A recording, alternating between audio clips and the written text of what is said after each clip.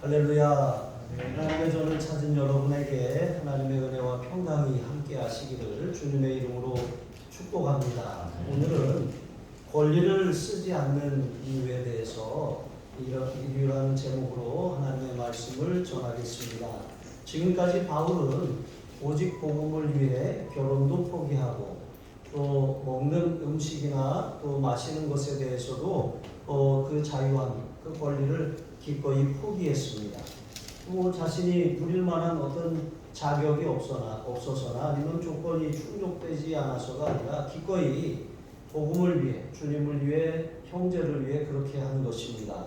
여러분, 그것이 우리가 알고 있는 그런 지식보다 앞서는 절제와 사랑의 미덕이기 때문에 그렇죠. 오늘은 계속해서 바울이 그리스도인으로서 마땅히 자신이 자유와 권리를 가졌지만 그것을 절제하겠다고 그렇게 말하는 것을 배워야 할 줄로 믿습니다. 1절과 2절에 보시면 바울은 자신이 자유인이 아니냐 이렇게 반문했습니다. 그러니까 자유인이라고 하는 것이 무엇입니까? 그것은 당시의 로마 시민권자를 의미하는 거예요. 그러니까 로마 시민권자가 있고 그리고 거기와 반대되는 개념이 이제 노예인 것이죠. 그러니까 여기 노예에 반대되는 개념이 자유인인데, 그런데 이 바울이 말하는 이 자유인이 아니냐라고 하는 이 개념은 이 자유는 율법의 구속으로부터 자유하다라고 하는 그런 뜻이에요. 이게 영적인 의미가 그렇다는 것이죠. 그리스도 안에서 자신은 모든 판단과 또 모든 이 양심에 따라서 행동할 그런 자유가 있다라고 하는 거예요. 그런 권리를 얻었다라고 하는 것이죠. 여러분, 그리스도 안에서 우리는 자유함이 있습니다. 그리스도 안에서 우리는 이 땅에 사는 날 동안 하나님의 자녀가 되었다는 이 사실, 이 권세는 절대로 빼앗기지 않는 것이죠. 자, 그리고 우리가 이 세상에 살아가는 날 동안 복음 외적인 다른 것들로 인해서 우리의 구원에 문제가 생기거나 또 하나님이 기뻐하시지 않는 것이 아닙니다. 또한 바울이 이렇게 말합니다. 내가 사도가 아니냐 그랬습니다. 고린도 교회 안에는 바울의 사도직을 의심하고 또 그것을 부정하는 그런 사람들도 있었습니다. 여러분, 사도라고 하는 것, 사도직을 인정받으려면 세 가지 조건이 충족되어야 하는 것이죠. 첫 번째는 증인들 앞에서 그리스도께, 예수님께 직접 위임을 받아야 돼요. 사도라고 하는. 그리고 또한 그가 사도로서 표적과 능력과 기사가 그를 통해 나타나야 되는 것입니다. 그리고 세 번째로 그는 어떤 사역에 대한 성공의 열매와 결과가 있어야 하는 것이죠. 이 세 가지가 저 사람은 사도구나 라고 하는 것을 입증하는 그런 대표적인 증거였다라고 하는 것이죠. 그러나 바울에게는 다른 사도들과 달리 예수님을 가까이 모신 적이 없어요. 그러니까 예수님을 이 땅에 계시는 날 동안 다른 제자들처럼 가까이 따르며 섬기며 배우고 훈련하지 않았습니다. 그러니까 첫 번째 조건대로라면 바울은 사도가 아니라고 할 수 있죠. 그러나 예수님께서는 다메섹으로 가는 길에 부활하신 후에 이 바울을 만나 주셨어요. 그리고 그 자리에서 그를 이방인의 사도로 그렇게 임명하신 것을 볼 수가 있습니다. 예수님이 살아계시는 동안 비록 그가 예수님을 보지는 못했지만 예수님께서 직접 친히 그에게 사도라고 하는 이방인의 사도라고 하는 그런 이 고난을 그에게 맡기신 것입니다. 12 제자는 또한 어떻습니까? 그들은 예수님을 가까이서 섬기고 예수님께 부름을 받고 예수님께 그렇게 임명을 받은 사람들이에요. 가룟 유다가 이제 예수님을 배신하고 나니까 12 제자 가운데 한 사람의 결혼이 생겼어요. 그러니까 그 한 사람을 보충하는 데 있어서도 첫 번째 조건이 다른 것이 아니라 예수님을 직접 본 사람 중에서 뽑아야 한다는 것이었습니다.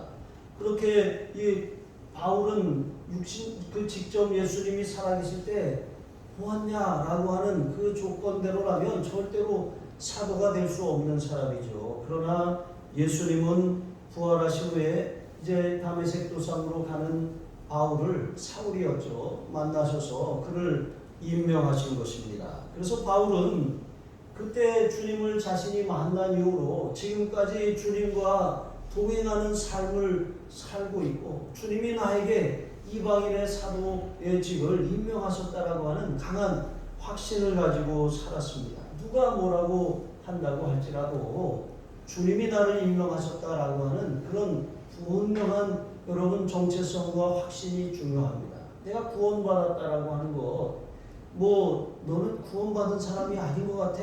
누가 우리의 구원을 흔들어 놓는다고 할지라도 주님이 나에게 내가 너를 나의 자녀로 삼았다고 하셨다면 여러분 그 구원은 절대로 빼앗기거나 흔들 수가 없는 것입니다.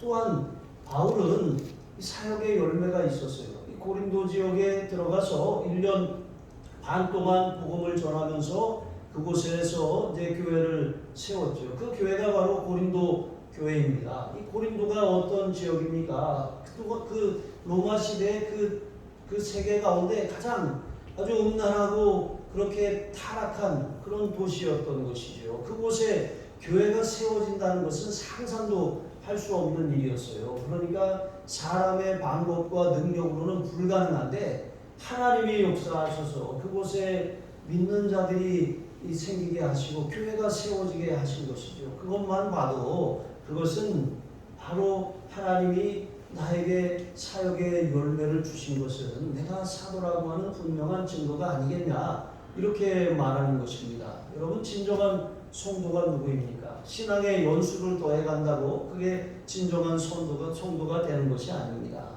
직분을 받았다고 해서 또 진정한 성도가 되는 것도 아니에요. 어떤 사람은 겉으로는 진정한 성도인 것 같은데 그러니까 교회에서 직분도 주고 어떤 직임도 맡겨요. 하지만 그가 진정한 성도인지는 자신이 알고 주님이 아시는 것입니다. 주님을 인격적으로 만나느냐?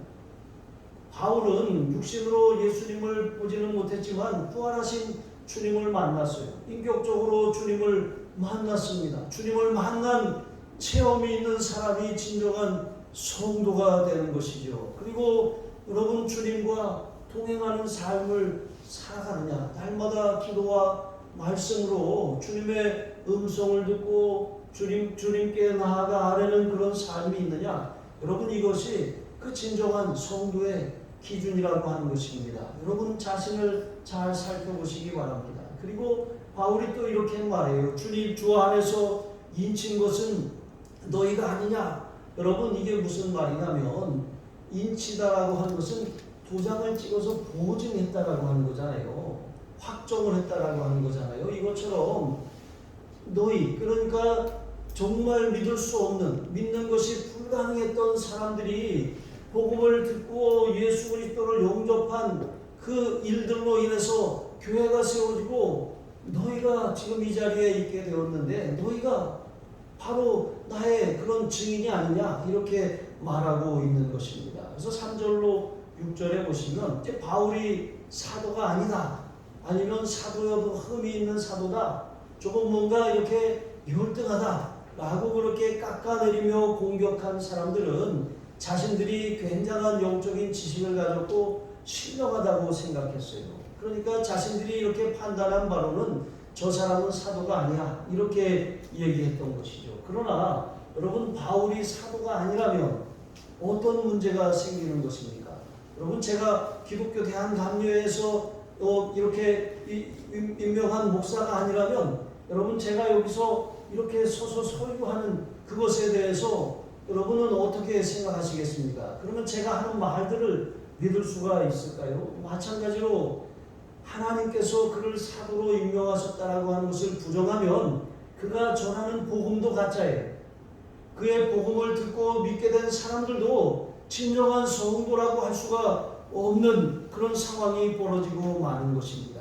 자, 그래서 바울은 자신이 사도라고 하는 것을 증명하기 위해서 내가 다른 사도들처럼 먹고 마실 권리가 없느냐 이렇게 말했어요. 이게 무슨 말이냐면 먹고 마실 권리가 없느냐 이것은 여러분 교회의 후원을 받아서 내가 교회 그런 일을 통해서 생계비를 지원을 받고 교회를 통해서 사역할 수 있는 선교비를 이렇게 지원을 받는 이것에 대한 권리가 내게 없느냐 이렇게 말하는 거예요. 그런데 사실 바울은 교회로부터 그런 정기적인 그런 어떤 사례를 받지 않았어요.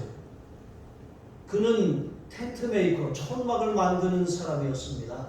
자기 일을 하면서 고린도 지역에 들어갔을 때 그는 천막을 만드는 일, 이제 브리스가와 아굴라가 로마에서 추방당해서 이렇게 고린도로 왔는데 이제 같은 업이 같으니까 그들을 이렇게 만나서 같이 그 업종에 종사하면서 평일에는 그 천막을 짓는 일을 하면서 돈을 벌었어요. 여기 생활비도 있고 선교하는 사역비도 있는 것 아니겠습니까? 그리고 안식일이 되면 회당에 가서 비로소 복음을 전했던 것입니다. 그러니까 바울이 이렇게 한 것은 자신이 사도가 아니고 자신이 그런 권리가 없기 때문에 그렇게 한 것이 아니라는 거예요. 이렇게 노동을 통해서 자비량으로 그렇게 자기가 복음을 전한 이유가 있다라고 하는 것입니다. 그 고린도에 들어갔을 때 사람들은 아직 복음에 대해서 알지 못해요. 복음 사역자들이 어떻게 살아가는지도 알지 못합니다. 그러니까 바울이 만약에 복음을 전하고 사람들이 헌금을 해요. 그럼 그 헌금을 하는 것을 받아서 생활하고 사역하는 걸 보면 저게 직업이니까 먹고 살라고 저것을 하는구나 이렇게 생각하는 거예요. 여러분 아이들도 그런 생각을 할 때가 있어요. 이렇게 보면 이제 주일학교 예배를 이렇게 드리면 아이들이 헌금을 하잖아요. 그럼 이제 헌금을 하고 나면 이제 헌금 바구니를 이렇게 정리를 하잖아요. 그럼 아이들의 눈에는 보는 것만 가지고 판단을 하잖아요. 그러니까 저거 다 목사님이 가져가는구나 이렇게 생각을 하는 거예요. 여러분 이와 같은 일들이 이 고린도에서 이렇게 일어날 수 있는 그런 개연성이 있는 일들이잖아요. 그러니까 바울은 처음 복음을 전할 때 개척자이기 때문에 개척자의 심정으로 자신의 모든 것을 다 투자하고 거기다 갖다가 이렇게 심을 수밖에 없는 거예요. 저희도 뭐 농촌교회도 있었고 산촌교회도 있었고 또 도시에 개척도 했지만 개척할 때는 아무것도 없이 시작하잖아요. 그러니까 아무것도 없이 시작하니까 이렇게 뭐 가족들의 도움을 받기도 하고 저희가 가진 것을 팔기도 하고 해서 그렇게 시작을 합니다. 그러니까 거기에는 뭐 어떤 전세 보증금도 들어갈 것이고 또 월세를 얻었다면 또 월세 보증금에다 월세도 들어가고 뭐 관리비도 여러 가지가 많이 들어가잖아요. 근데 성도가 한 사람도 없으니까 이제 그것을 이제 알아서 충당해야 되는 것입니다. 여러분 이와 같은 상황이 바로 개척하는 상황에서 벌어질 수 있는 일인 것이죠. 그러니까 바울도 다른 사도들처럼 먹고 마실 권리가 있지만 그렇게 하지 않고 자비량으로 했다는 거예요. 또한 베드로나 다른 사도들처럼 믿음에 자매된 아내를 데리고 다닐 권리가 없느냐 그랬습니다. 그러니까 결혼하여서 자신도 결혼을 하면 어떻습니까? 물론 신부님들은 결혼을 하지 않지만 결혼을 하면 가족이 생겨요. 그러면 혼자 살 때보다는 생활비가 더 들어갈 수밖에 없는 것이죠. 그러면은 생활비가 필요해요. 생활비가 충당이 되지 않으면 사역에 아주 지대한 문제가 생기게 되는 것이죠. 그러니까 바울이 말하는 것은 내가 이렇게 다른 사도들처럼 먹고 마실 권리가 없느냐? 내가 다른 사도들처럼 믿음의 아내를 데리고 다닐 권리가 없느냐? 이렇게 말하는 거예요. 여러분 우리가 정말 사역에 전념하기 위해서 복음 사역자들이 이런 생활비나 선교비가 해결이 되지 않으면 뭐 어쩔 수 없이 그 생계의 생활 전선에 뛰어들 수밖에 없는 것이죠. 여러분 이제 우리가 천안 남지방에 속해 있습니다. 우리 지방에 많은 교회들이 있어요. 27개의 교회가 있는데 여러분 그 중에서 우리 교회가 작은 교회는 아니에요. 생각하는 중앙교회에 비하면 되게 뭐 조그만 교회다 이렇게 생각을 하지만 뭐 우리가 해마다 부담금을 내요. 부담금을 이렇게 뭐 지방에 내는 것도 있고 연회에다 내는 것도 있고 본부에다가 내는 것도 있고 응급부에다 내는 것도 있어요. 그런데 그 부담금을 내는 순서를 이렇게 보면 우리가 밑에 속한 것이 아니라 상위에 있어요. 10번째 안에 들어요. 그리고 이제 5, 6번째 이렇게 하는 것이죠. 그래도 아직 우리는 어렵잖아요. 그런데 다른 교회들을 생각하면 다른 교회들보다는 낫다는 거예요.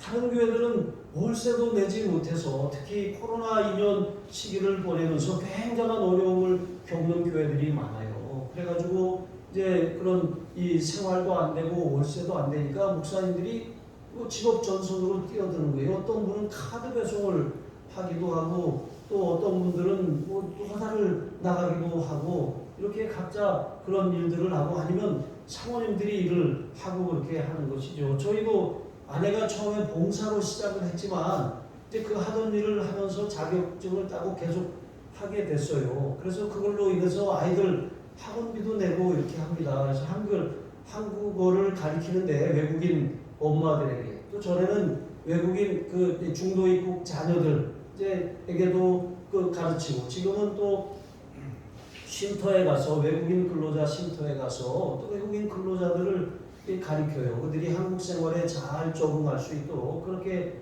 돕는 일을 하면서 또 거기에 대한 이제 사례를 받고 있습니다. 어쨌든 지금은 그렇게 살아야 될 때니까 저희도 그렇게 하고 있는 거예요. 여러분 이처럼 좀 이 개척하고 처음 시작한 교회들은 어쩔 수 없어요. 그러나 시간이 지나면서 그런 상황이 개선되면 이제 사역에 완전히 집중할 수 있는 그런 여건을 마련해야 하는 것이죠. 그리고 또 그러면 우리가 안정됐으니까 됐다 이렇게 할 것이 아니라 여러분 이제 다른 그런 자립하지 못한 교회들이 있어요. 그런 그 교회들을 돌아볼 책임이 우리에게 또한 생긴다라고 하는 거예요. 우리가 겪어봤으니까 다른 사람들도 이렇게 살겠구나 이런 생각이 드는 거예요. 그래서 예를 들어서 무슨 추수감사절이나 성탄절이나 이런 때 우리가 특별하게 더 감사하는 마음을 담아 헌금을 하면 그것을 가지고 또 다른 교회들의 월세를 지원해 준다든가 생활비를 지원해 준다든가 다른 교회 목사님 자녀들 장학금을 준다든가 이렇게 할 수가 있는 것이죠. 여러분 이게 미덕입니다. 우리가 돈이나 자원이 많다고 해서 그것을 다 나를 위해서 써버리고 함부로 사용하면 어떻게 되는 것이죠? 낭비하게 되는 것이잖아요. 여러분 우리가 양치할 때, 씻을 때, 샤워할 때 물을 계속 틀어놓고 샴푸를 할 때도 물을 계속 틀어놓고 이렇게 할 때도 있잖아요. 여러분 그런데 몽골에 가보면 우리가 한 번 샤워할 수 있는 그 물을 가지고 가족들이 일주일 동안 때로는 한 달 동안 살 수 있는 그 물을 우리가 한 번 샤워할 때 쓰고 있는 거예요. 한 번 양치할 때 그 사람들이 일주일 동안 밥해 먹는 물을 우리가 다 써버리는 것이죠. 그러나 우리가 이렇게 마음대로 쓰고 마음대로 낭비하는 것 그것은 하나님께서 우리에게 많이 주셨으니까 너 마음대로 써라 이런 것이 아니에요. 우리는 우리의 필요만큼만 쓰고 나머지는 남들을 위해서 또 저축을 하거나 하나님을 위해서 또 필요한 사람들을 위해서 그것이 흘러가게 해야 되는 것이죠. 그렇게 할 때 하나님은 더 많은 것을 주셔요. 사람들은 땅덩어리가 부족하다고 자꾸 자연을 훼손하고 개발합니다. 근데 자연을 자꾸 침범하니까 여러분 하나님이 세워놓으신 그런 질서가 있어요. 여기 질서라고 하는 것은 완충지대도 있고 한계 상황이 있습니다. 그런데 그 넘지 말아야 될 선을 넘어가면 그때부터는 자연의 역습이 시작되는 거예요. 그래서 찾아온 것이 코로나 아닙니까? 여러분 우리가 하나님이 정해놓으신 질서의 한계를 넘어서는 순간 상상도 할 수 없는 일들이 일어나는 거예요. 바다가 그 육지의 경계를 넘어오는 것이 무엇입니까? 그게 바로 지진 해일이 일어나는 거예요. 쓰나미가 일어나는 것입니다. 사람이 침범하면 침범할수록 자연도 참다가 역습을 하게 되는 거예요. 지진이 왜 일어납니까? 땅에 그 에너지가 비축되다가 그게 터져버리는 거예요. 싱크홀이 왜 생깁니까? 물을 빼쓰다가 채워져야 될 공간이 채워지지 않으니까 그게 땅이 주저앉아버리고 마는 것입니다. 여러분 하나님이 우리에게 주신 것들은 우리만 쓰라고 주신 것이 아니에요. 작은 것 하나라도 하나님이 우리가 아끼고 절약하고 하나님을 위해서 이웃을 위해 또 다음 세대 후손을 위해서 그렇게 필요한 것만 쓰고 가져가지 못할 거 잘 이렇게 남겨두라고 하신 것을 기억하시기 바랍니다. 여러분, 권리와 자유를 쓸 수 있어요. 하지만 바울처럼 기꺼이 쓰지 않는 것, 그게 미덕입니다. 바울도 결혼하고 가족과 함께 살며 생활비를 교회로부터 받을 수 있는 그런 권리가 있었어요. 그도 선교하는 일에 자신이 벌어서 쓰지 않고 교회로부터 공급을 받을 권리가 있었어요. 그러나 그렇게 하지 않은 것입니다. 여러분, 그렇게 하는 사람이나 안 하는 사람이나 뭐 좋고 나쁘고 그런 문제가 아니에요. 그런 상황이 되면 그렇게 하는 것이고, 그런 상황이 되지 않으면 일할 수밖에 없는 것이죠. 그리고 우리가 그 모든 상황을 극복했다면 우리보다 연약한 사람들을 돌아볼 그런 마음의 여유를 가져야 한다는 것입니다. 두 번째로, 여러분, 하나님께서 우리가 이 권리를 다 쓰지 않는 이유, 그것은 하나님이 주실 더 큰 대가를 소망하는 것이기 때문에 그렇습니다. 이게 무슨 말이냐면 7절로 10절에 보시면 당시 교회가 사도들의 생계를 보장하고 또 복음 사역을 위한 경비를 지원하는 거, 이거 일반적인 관습이었어요. 그러니까 바울도 당연히 받을 권리가 있었습니다. 그러나 바울에게는 끊임없이 넌 사도가 아니야, 너는 예수님과 함께 있지 않았어 하면서 끊임없이 그 바울의 그런 사도직을 의심하고 끌어내리는 일들이 있었습니다. 그러니까 바울이 세 가지 비유를 통해서 이제 설명하는 거예요. 첫 번째는 이제 도대체 자기 비용으로 전쟁에 나가는 사람이 어디가 있냐는 거예요. 여러분, 군인, 이제 우리 자녀들이 군대에 갑니다. 군대에 가면 이제 머리끝부터 발끝까지 다 줘요. 다 줍니다. 그리고 이제 주지 못하는 것들은 돈으로 사라고 월급을 또 주는 것이죠. 뭐 그렇게 저도 그 군 생활할 때 2등병 때 얼마 받았나, 한 2등병 6,400원인가 받았던 것 같은데 병장 때는 12,700원인가 받았어요. 그런데 지금 2등병 아이들 40만 원 준다 그러더라고요. 그러니까 40만 원 받으면 이제 적금을 할 수가 있대요. 적금을 저희 아들도 적금을 2개 이렇게 들었어요. 500만 원 이렇게 들고 나머지 가지고 생활한다 그러더라고요. 그런데 이렇게 들 수 있는 상황이 되면 참 좋죠. 그런데 여러분, 만약에 부모가 자식을 군대에 보내놓고 전화해서 엄마 나 옷 사야 돼, 엄마 전투화가 미창이 떨어졌어, 엄마 나 속옷 좀 사줘, 이렇게 한다면 여러분 어떻게 아들을 군대에 보내겠습니까? 근데 국가에서 의식주 문제나 그 필요를 다 해결해 주니까 그냥 믿고 맡기는 거예요. 여러분, 복음 사역자가 그와 같다는 거예요. 또 어떤 사람이 포도를 심었어요. 포도를 심으면 그 사람이 주인이든 아니면 일꾼이든 그 일한 대가를 뭐 돈으로 받든 포도로 받든 받지 않겠다는 것입니다. 또한 양을 치는 사람이 있어요. 양을 치는 사람이 양을, 만약에 자기 뭐 양일 수도 있고 다른 사람의 양일 수도 있어요. 그러나 다른 사람의 양을 친다면 그 양을 잡아먹을 수는 없어요. 하지만 그 양에게 나는 젖을 먹을 수는 있다는 거예요. 그 일한 정당한 노동의 대가가 있다라고 하는 것이죠. 복음을 선포하는 사역자들, 이 바울이 자신이 사도로서 이런 권리가 있다라고 하는 것을 말하는 거예요. 그가 노동한 만큼, 수고한 만큼 그 대가를 받는 것이 정당하다라고 말하는 것입니다. 만약에 어떤 사람에게 본업으로 일을 맡겼어요.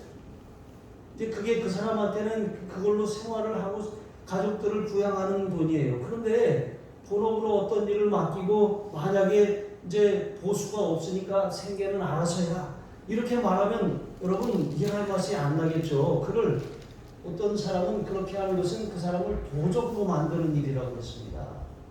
강도가 되게 하는 것입니다. 오늘날 이제 사업장에서 이제 고용주가 임금 체불을 하거나 또 뭐 저임금을 주거나 이제 그렇게 하면 굉장히 이제 문제가 생기죠. 분규가 발생하는 거예요. 또 반대로 노동자가 일을 하지 않으면서 뭔가 이렇게 그 대가를 요구하는 것도 잘못된 것입니다. 여러분, 이제 지난주에 어떤 분을 만났는데 그분이 저에게 옛날에, 요즘 얘기는 아니에요. 오해는 하지 마시기 바랍니다. 예전에 이제 자동차 회사에 다닐 때 있었는데 그때 그 회사가 지금은 망했어요. 그런데 회사가 망하기 전에 이 회사가 망할 징조가 있었다는 거예요. 그게 뭐였냐면 이렇게 사람들이 그 직원들이 자꾸 타이어를 빼돌리더래요.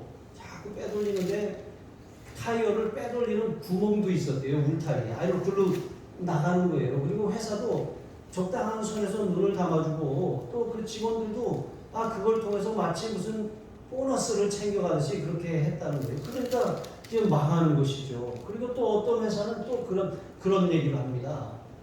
이 조립 생산 라인에서 일을 하는데 자기가 이제 그 회사 차를 사는데 완전히 깡통 차를 사는 거예요. 아무 옵션도 안 들어있는 완전 기본 사양 차를 산대요. 이제 그걸 산 다음에 그 다음날 출근할 때 그 차를 끌고 생산 라인으로 들어가서 풀옵션을 장착하고 이렇게 나온다는 거예요. 그래서 회사도 어느 정도 눈을 감아줬고 또 그 사람도 이제 그렇게 내가 이걸 회사에 다니는 어떤 특권이라고 생각했던 거예요. 그러나 여러분 그 손해가 고스란히 누구에게 오는 것입니까? 소비자에게 찾아오는 거예요. 그리고 기업은 재산을 깎아먹는 것이죠. 여러분 이처럼 이게 아주 말도 안 되는 일들이 일어나던 시절이 있었어요. IMF가 괜히 찾아온 게 아닌 것입니다. 여러분 문제가 일어나기 전에는 뭔가 누군가 빼먹는 일들이 있어요. 어떤 회사에 대한 소속감도 없고 일에 대한 소명의식도 없어요. 그냥 돈만 벌어가면 된다고 생각하는 거예요. 그리고 때로는 내가 정당하게 받지 못한다고 생각하면 빼먹는 거예요. 이러한 일들이 일어나는 것이죠. 여러분 이렇게 주인의식도 사명감도 없이 일하는 것 큰 문제입니다. 물론 교회 일도 마찬가지예요. 교회 사역자들이 사명감도 없어요. 그냥 직업이라고 생각해요. 어떻게 하면 빼먹을까? 이런 데만 온통 관심만 있고 물질 욕에 사로잡혀 있습니다.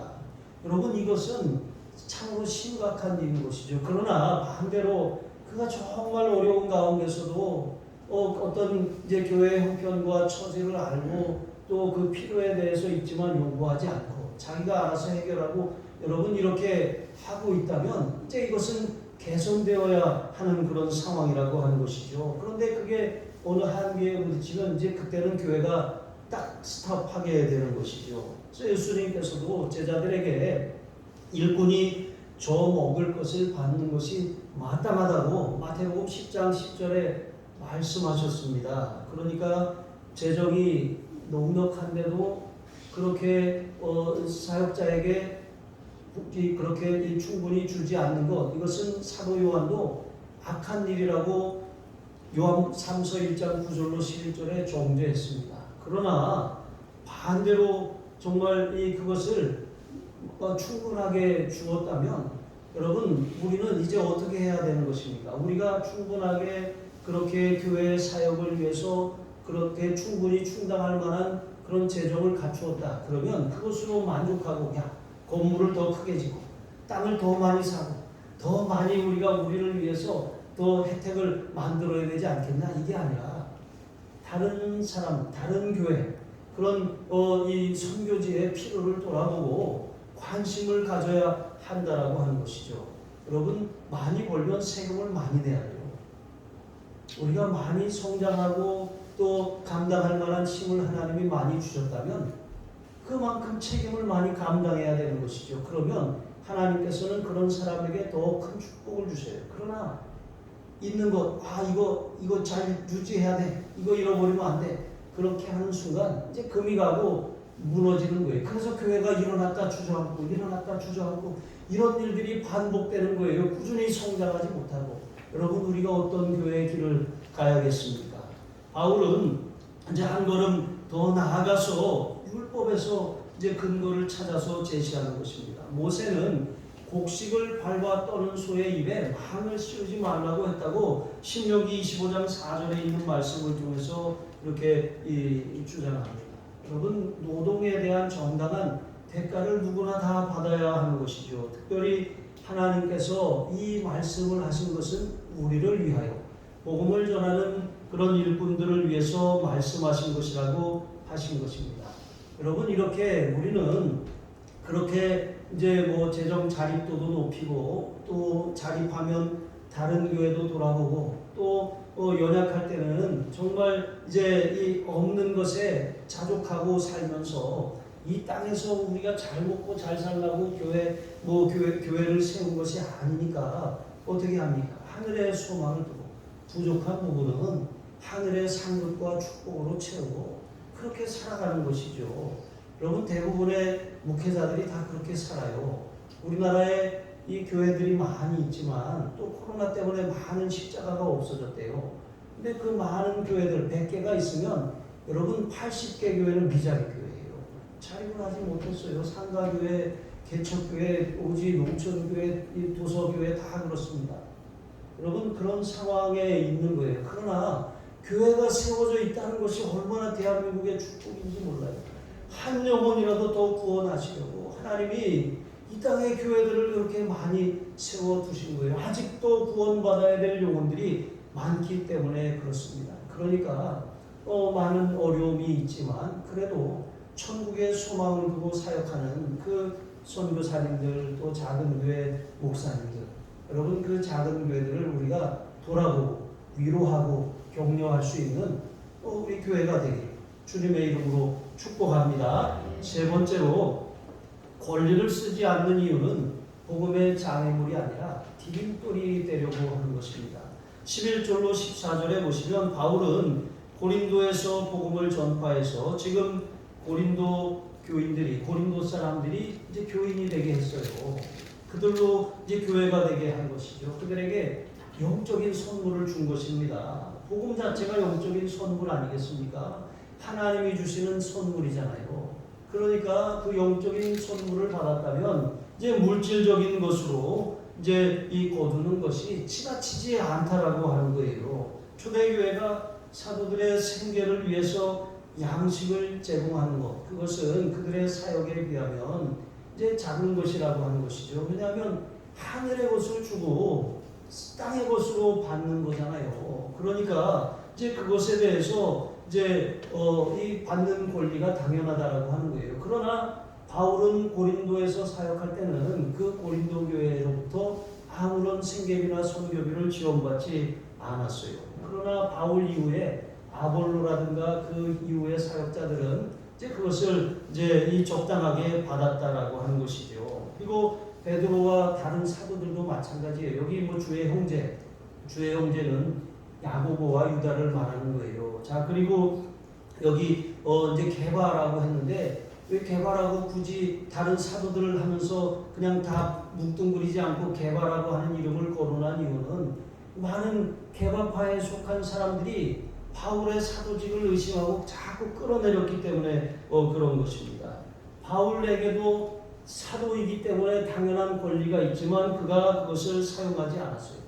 그러니까 권리를 있지만 사용하지 않고 참았어요. 덮었어요. 그리고 그냥 감추어뒀어요. 범사에 그냥 뭐 이렇게 없는데 없다는 내색은 안 하고 살았다는 거예요. 필요한데 필요하다고 그렇게 말하지 않고 자기가 해결하면서 그렇게 살았다는 거예요. 그런데 그렇게 하니까 참고 덮고 이렇게 필요한 것을 말하지 않으니까 그냥 있나 보다. 필요하지 않은가 보다 이렇게 생각했다는 거예요. 여러분 참자 하니까 참기름으로 하는 거예요. 보자 하니까 보자기로 하는 거예요.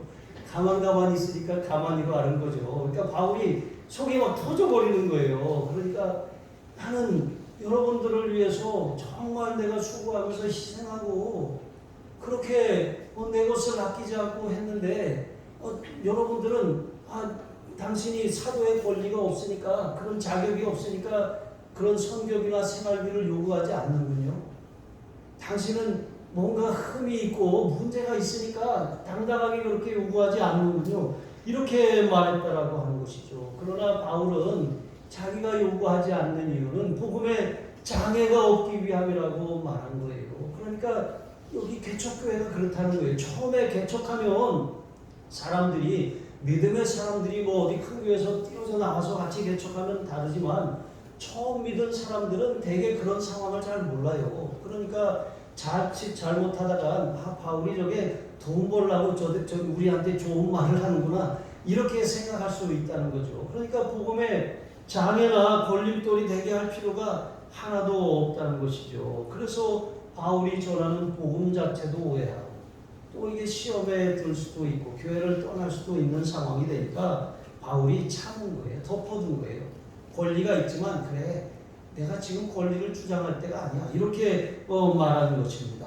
여러분 이처럼 우리가 이제 복음의 일꾼들에게 하나님께서 주신 그리스도 안에서 주신 자유와 권리가 있지만 그것을 때로는 그 부족한 부분을 하늘의 소망으로 채우고 또 있지만 다음 사람을 위해서 또 다른 사역을 위해서 양보하고 절제하고 좀 덜 쓰고 또 뿐만이 아니라 내가 이렇게 하는 것이 지나쳐서 이게 오해를 받으면 다른 사람들이 저 사람은 잘 먹고 잘 사는데 우리가 여러분 실제로 이런 일이 있었어요. 어떤 이제 그 단기 선교팀에 이제 단기 선교를 이렇게 갔는데 어떤 선교사님이 그 집에 그 선교지에서 그 가족부를 2명을 두고 대궐 같은 집에서 그렇게 살더라는 거예요. 그리고 그분이 쓴 일기를 보니까 막 어떤 뭐 여행 계획도 있고 막 그런 걸 본 거예요. 그러니까 선교비를 지원하는 분의